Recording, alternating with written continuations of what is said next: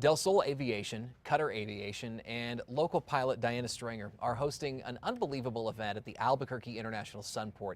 They're offering free first flights for women and girls of all ages. It's all in an effort to encourage more women to seek careers in aviation. And joining us today is the general manager of Qatar Aviation, Jessie Rowden. And you're here giving us details on when all of this starts. I think it's fascinating and such an opportunity for people. It is indeed. We're excited to be able to host it here in Albuquerque this year. Why host this for women and girls? What's the goal here?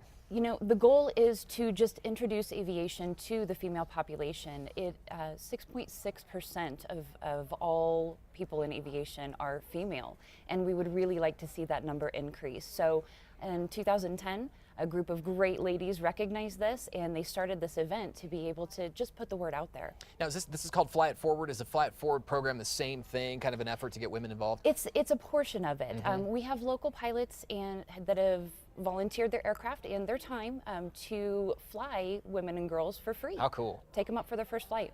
And they get to take the controls at some point. At some point, yeah. Depending on what seat they get. I was going to say, if they really get to fly the plane for free, what a deal. Yeah. Private aircraft, all of these? They are private aircraft. They are locally donated.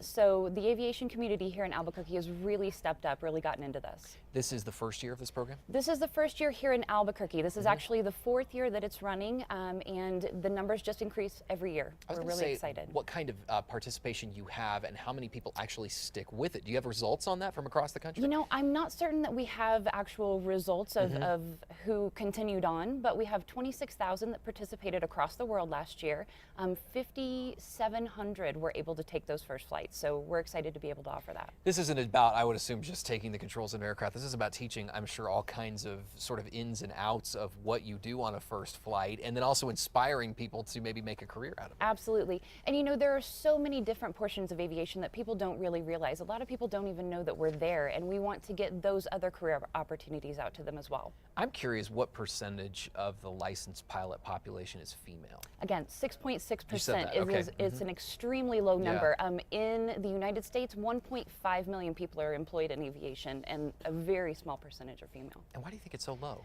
You know, it's just been a very male-dominated industry in the past, and most people are not exposed to it unless they have a family member that's in the industry. All right, what can the public then expect from this event? I mean, is it something where you need to make reservations in order to sign up? For the flights, we highly recommend going to the website, www.flywoaw.org. And pre-registering. We do expect a lot of people to attend. We have large Girl Scout troops, big schools, a lot of people who have volunteered. So we don't want you to have that wait time. Please register beforehand so you don't have to sit in line. And get ahead of the crowd. So learning about choosing this occupation as a career, how do you really facilitate that? Once the flying's done, once maybe this first initial class is over, do you follow up with people? You know, we try to. And we also, Friday, Saturday, and Sunday, have the doors open. We have static events with aircraft. They can actually get in, they can touch, they can see what it looks like. Cool. They can see the various aircraft, general aviation as well as military. We also have booths set up with educational displays, people who will be doing speaking events, a lot of good education out there.